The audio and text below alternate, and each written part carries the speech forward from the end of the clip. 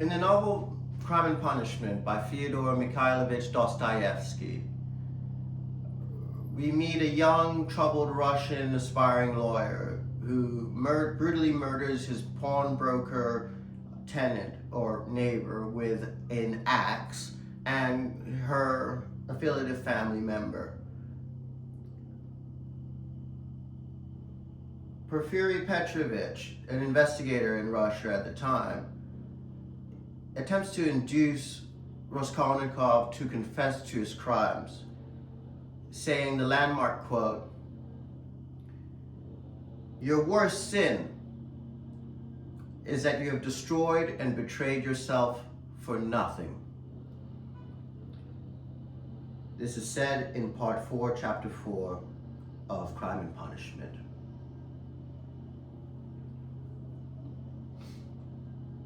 So, where do we go from here is the real question. And why did Petrovich say it? And was it justified? And what's the point to evil in the world? These are big questions, and I hope to speak about the nature of existence and why that is such a powerful quote, but not for why you may believe.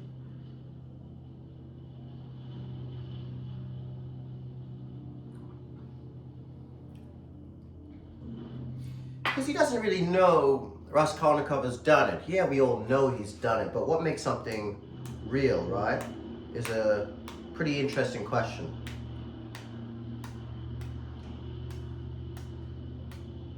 Is it the law?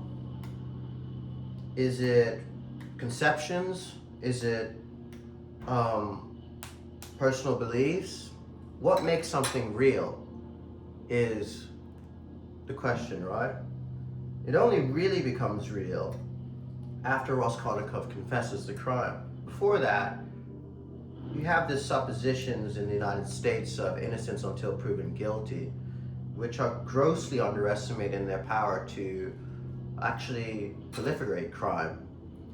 See, the issue is Raskolnikov and Fyodor Petrovich are both highly intelligent individuals, but they are on the different sides of the coin. Bruce Wayne or Batman and the Joker, especially his depiction in the 2008 Nolan movies by Heath Ledger, are not kind of these taciturn, boring individuals on screen, right? They come to life, and their depictions of good and evil, right and wrong, these kind of black and white notions of them are really interesting, and that's why people like to see. Everyone wants to look at an unstoppable force versus an immovable object, and that's for a very specific reason. No one wants to look at stagnant or static ideals or people, but they start to convene. When the philosophies start to convene and you see that they're both doing essentially the same thing, just in different directions, you realize actually that the thing that makes these heroes and villains, the things that make these Raskolnikovs and Petroviches so compelling to us normal humans, is the fact that although they are on the different sides of the spectrums of good and evil, their modus operandi, their reason for being, their how, their consistency in their cause, their philosophies, their ideals, their way of achieving their ends are pretty much exactly the same. They're ruthless. Petrovich was a ruthless investigator, and Raskolnikov was a ruthless criminal. But they're both ruthless, they're both persistent.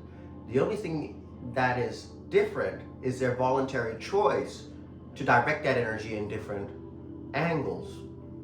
So,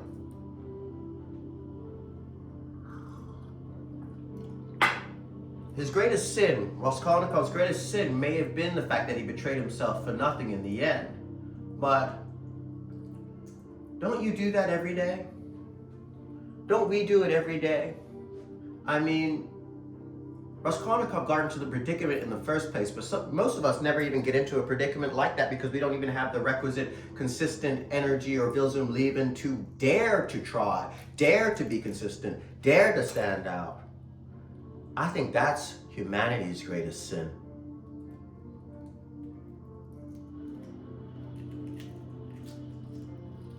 Think about it. Every good has its polar opposite evil. Megatron, Optimus Prime. Batman, Joker. Superman, Lex Luthor. Why can't you enter the fold? Me, you, right? I mean,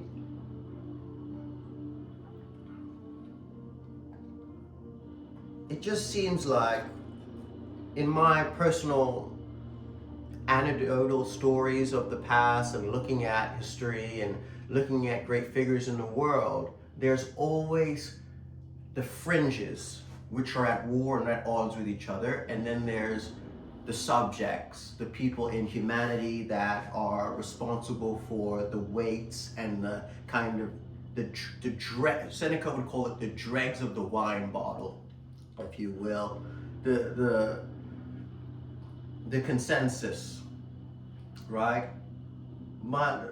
There's a lot of power to the consensus, but I also would say there's a lot of evil to consensus as well.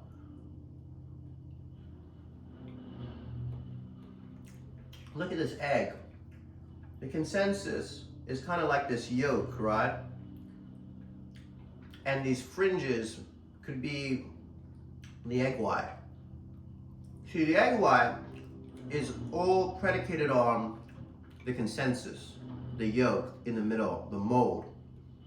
They predicate their being off of it. They're actually kind of like the real parasites, but they have autonomy. They have an edge, literally. They have an ability to dissect the mold and create opportunities in the fact that they have such a consistent molecular structure to base their raison for being or existence off of. Their actions are not capable of manifestation without this mold. And once you strip them out, you're just left with a static yolk.